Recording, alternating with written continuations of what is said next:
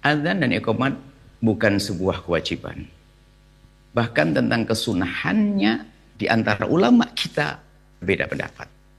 Jadi jangan kita mempermasalahkan urusan semacam ini. Yang benar adalah nanti sedekahnya dan sebagainya itu ya, menerawat dengan benar. Adapun masalah adzan itu tidak usah jauh-jauh. Kita beritahu supaya kita tidak meributkan hal semacam ini. Seorang alim besar di dalam mazhab Syafi'i seperti Ibnu Hajar Al-Haytami. Jadi Ibnu Hajar kalau sudah bicara tentang fikih, Ibnu Hajar Al-Haytami. Lah, beliau mengatakan tidak disunahkan adzan. Ulama kita. Jadi bukan urusannya orang sesat dan tidak sesat dalam urusan adzan ini. Bukan urusan. Jadi yang nggak diadzani nggak ada masalah. Akan tapi itu ulama-ulama juga, ulama besar yang banyak mengatakan mengiaskan adzan ini seperti kias. Adapun nanti kias ini masalah ditolak dan tidak, ini bahasan para fuqaha. Dikiaskan dengan waktu keluar dari pindah alam, dari alam rahim ke alam dunia diadzani, maka dari alam dunia ke alam barzah diadzani. Ini kias. Biarpun Ibnu Hajar sendiri menolak yang demikian ini, dan banyak ulama-ulama kita ahli sunnati wal jamaati asy'ariyati yang menolak juga tentang hal ini. Jadi perbedaan ini biasa di antara kalangan para ulama. Jadi jangan sampai ini menjadi sebab kita bermusuhan.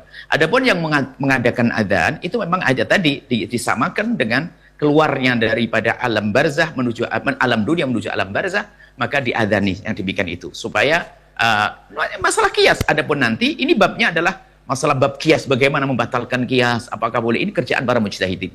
Yang jelas di alam nyata terjadi dua pendapat.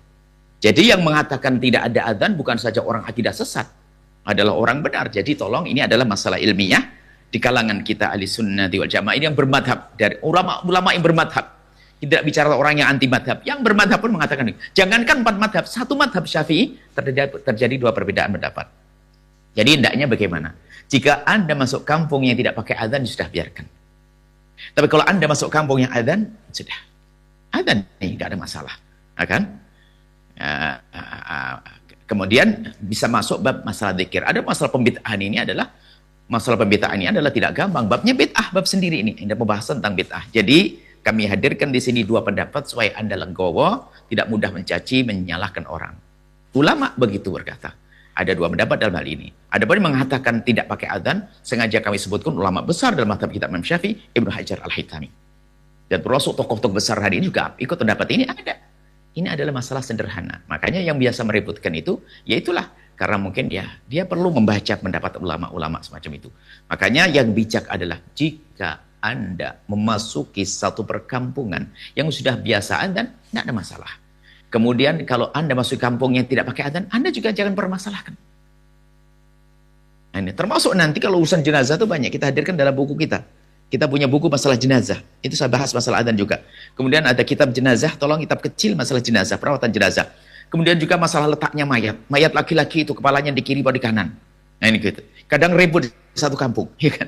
Karena di kiri atau di kanan. Sebab kaidahnya adalah hendaknya di bagian kanan itu yang paling banyak. Berarti kan kepalanya harus taruh di kiri. Sebab kalau menghadap mayat ke jenazah laki-laki kan ke arah kepala.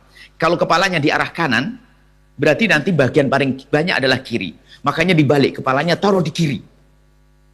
Ya, menghadap ke kiblat. Ini adalah pendapat. Ternyata ada di masyarakat menghadap kiri ke kanan. Tidak usah ribut, yang penting jangan diberdirikan mayatnya sampai saya kuyuran begitu. ini hal sepele semacam ini jangan dipermasalahkan. Nah, kurang lebih seperti itu dan masih banyak.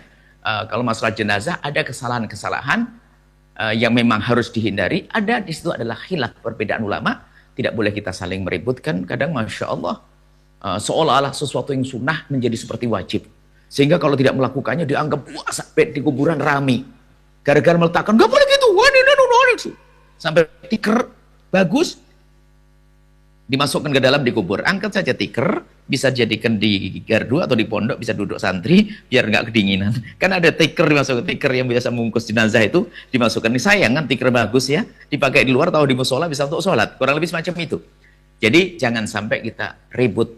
Sementara para ulama sudah menjelaskan dan memang dalam yang ditanyakan tadi ada 2 pendapat, tinggal Anda sebagai orang yang bijak masuk kampung kayak apa, gitu saja.